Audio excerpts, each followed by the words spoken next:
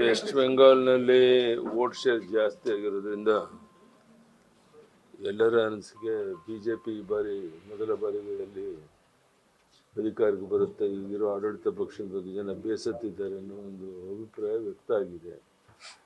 Question ನಾಡಿದ exist pole ಅಂದಮೇಲೆ ನಿಮ್ಗೆ ಇನ್ನೂ ಸ್ಪಷ್ಟ ಆಗ್ಬೋದು. ನನ್ನ ಪ್ರಕಾರ ಗೆಲ್ತೇವೆ ನಾವು. ಎರಡನೇದು, ಈ ಉಪಚುನಾವಣೆ ಎರಡೂ ಕಡೆ ನಡೆದಿದೆ. ದಾವಣಗೆರೆ, ಬಾಗಲಕೋಟೆ ಎರಡೂ ಕಡೆಯೂ 100ಕ್ಕೆ 100 ನಮ್ಮ ಅಭ್ಯರ್ಥಿಗಳು ಗೆಲ್ಲೋದ್ರಲ್ಲಿ ಯಾವುದೇ ಸಂಶಯ ಇಲ್ಲ. ಭಾಳ ದೊಡ್ಡ ಅಂತರದಲ್ಲಿ ಇಬ್ಬರು ನಮ್ಮ ಅಭ್ಯರ್ಥಿಗಳು ಗೆಲ್ತಾರೆ. ಖರ್ಗೆ ಅವರ ಟೆರರಿಸ್ಟ್ ಅಂತ ಹೇಳಿಕೆ, ಖರ್ಗೆ ಅವರ ಹೇಳಿಕೆ ಟೆರರಿಸ್ಟ್, ಆ ಥರ ಹೇಳಿಕೆಗಳನ್ನು ಹಿರಿಯರ ಕೊಡಬಾರ್ದಾಗಿತ್ತು. ಈಗಾಗಲೇ ಸಾಕಷ್ಟು ಪ್ರೊಟೆಸ್ಟ್ ಎಲ್ಲ ಕಡೆ ಆಗಿದೆ.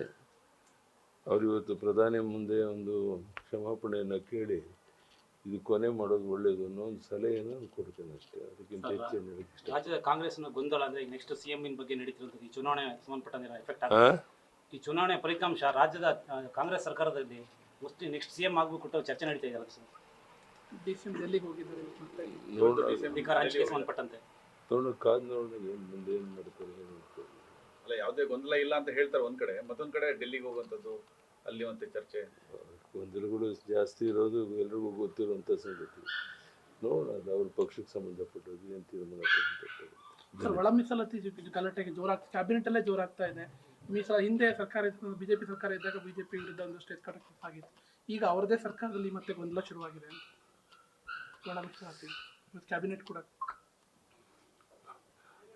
ನಾವು ಒಂದು ಸ್ಪಷ್ಟವಾದ ನಿರ್ಧಾರವನ್ನು ತಗೊಂಡಿದ್ದು, ಅವ್ರ ಗೊಂದಲದಲ್ಲಿ ಸಿಕ್ಕೊಂಡಿದ್ದಾರೆ. ಏನು ಮಾಡ್ತಾರೆ ಕಾದು ನೋಡೋಣ. Thank you. ನ್ಯೂಸ್ ಫಸ್ಟ್, ನಿರ್ಭೀತಿಯಿಂದ ನಿಮ್ಮ ಪರವಾಗಿ.